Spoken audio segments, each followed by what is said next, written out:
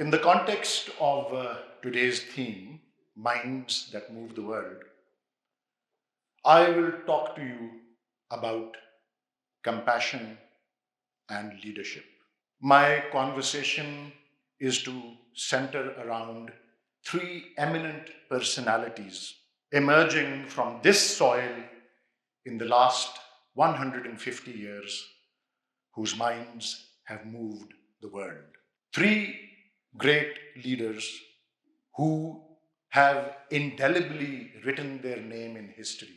These are, first, the father of our nation, Quaid-e-Azam Muhammad Ali Jinnah. Secondly, our national poet, Allama Muhammad Iqbal. And thirdly, the founder of this university, Imran Khan.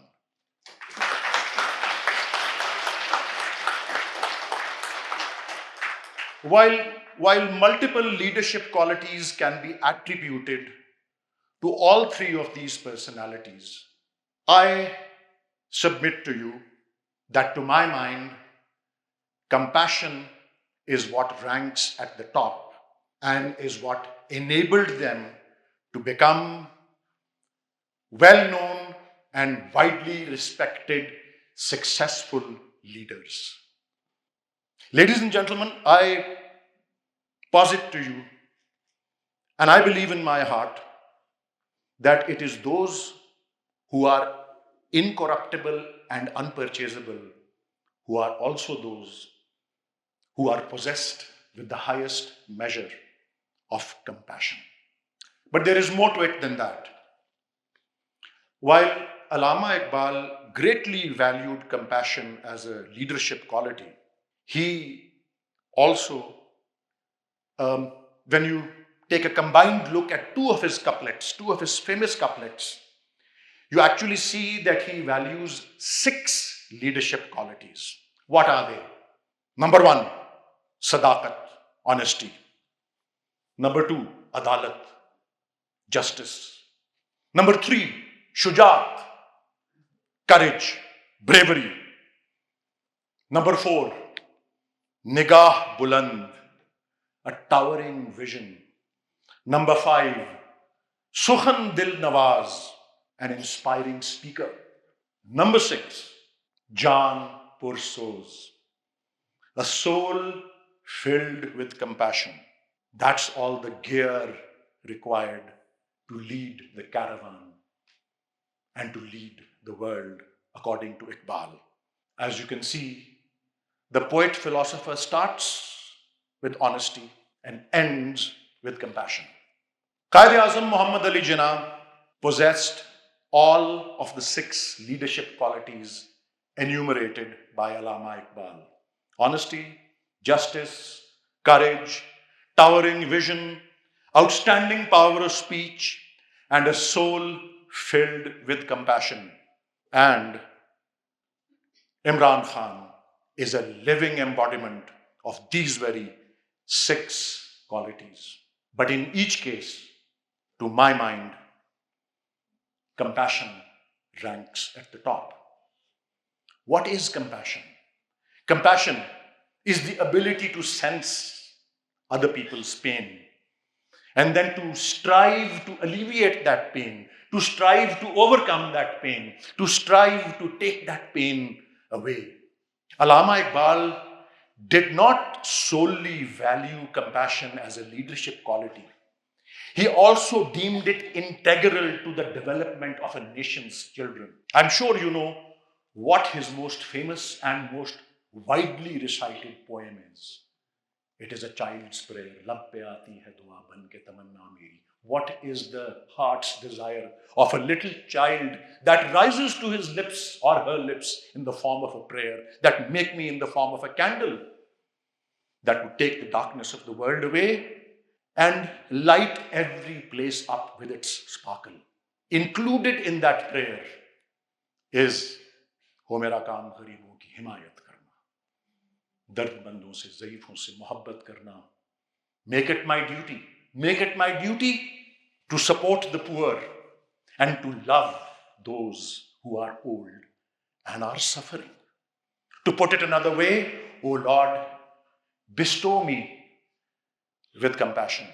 In another famous poem called Hamdardi, which literally means compassion, there is this little nightingale perched on the branch of a tree, sad, lonely, fearful that darkness had descended everywhere. And how will I find my way back to my nest?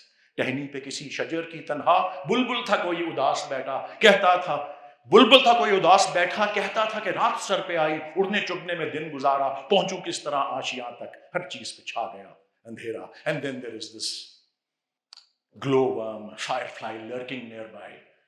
सुन के बुलबुल की आवाज आ रही जुगनू कोई पास ही से बोला हाजिर हूं मदद को जानो दिल से. He says, this glowworm lurking nearby says, I may be small, but I am here to help you with my heart and soul. Don't be fearful that the night is dark. God has bestowed me with a torch and it will light up your pathway. And what is the lesson? Only those people in this world are good who come to the aid of others. On my journey here from Islamabad, I flicked through Imran Khan's last published book back in 2011 called Pakistan, A Personal History. And in that, he reiterates Jinnah's belief that it was these are his direct words, Imran Khan's words, Jinnah's belief that it was the compassion preached by every religion that could become a counterweight to materialism. And he repeatedly, Imran in that book, calls Iqbal a great inspiration. The greatest Muslim thinker in the last 500 years, he calls him. Imran Khan writes, and I quote, that starting the late 1980s, I understood fully the spiritual inheritance of the nation from the principles of Islam expounded by its founders. From that, I was able to see and comprehend the nature of the history unfolding in front of me and my place in it. I was heavily influenced by the Quranic injunction, keep the money you need and give the rest away. It's called kulul afwa in Arabic. Keep the money you need and give the rest away. He says it took me a long time to understand this. Yet within it lies the key to human contentment. I have long since believed, these are Imran Khan's words, I have long since believed that the people who are the richest are the people who cannot be bought for any price. The name that he has earned for Pakistan in the field of cricket, his philanthropic work in the fields of healthcare, of higher education, of relief for the people suffering from natural calamities such as floods and earthquakes, and his unfinished political agenda of eliminating corruption from society and holding the strong and the weak equally accountable before the law, speak for themselves.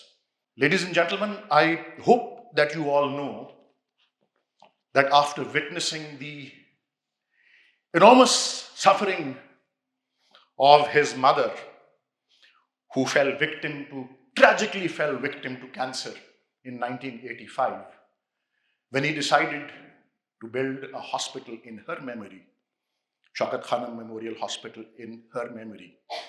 He gathered 20 experts of cancer treatment from across the world to advise him. 19 out of those 20 people told him that it will be impossible for such a project to be established. One of those 20 said, he has mentioned this in repeated interviews and repeatedly in his talks, speeches. One of them said, you may be able to establish it, but it will be impossible to run it because you cannot offer such an expensive treatment on such a large scale for free. But despite that, with his clarity of purpose, with his persistence, and with his compassion, he was able to turn the impossible into possible. It was a TEDx talk that he gave at Karachi in May of 2011, where he proudly announced that the World Health Organization had then declared Shaukat Khanum Memorial Cancer Hospital and Research Center as the only private sector institution in the whole world that offers free treatment for cancer to more than 75% of its patients.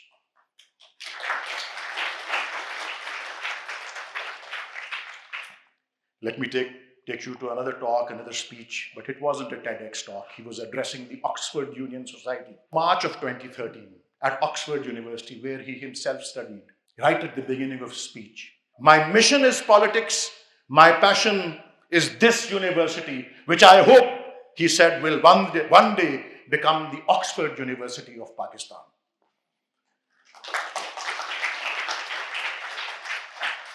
In that same TEDx talk from May of 2011, he also mentioned how this idea came about. He said he was campaigning in this area and he saw the young people had nothing to do, unemployed, and they were either turning to drug or turning to crime.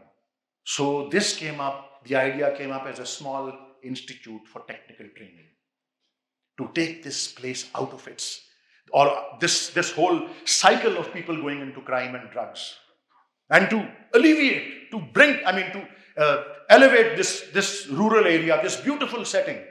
And he said this beautiful setting, people started giving 1,000 acres of land from the people of this area. They just donated it for this project.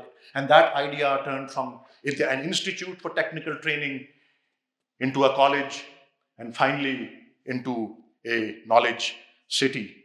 And one thing jumped out at me from their personal lives.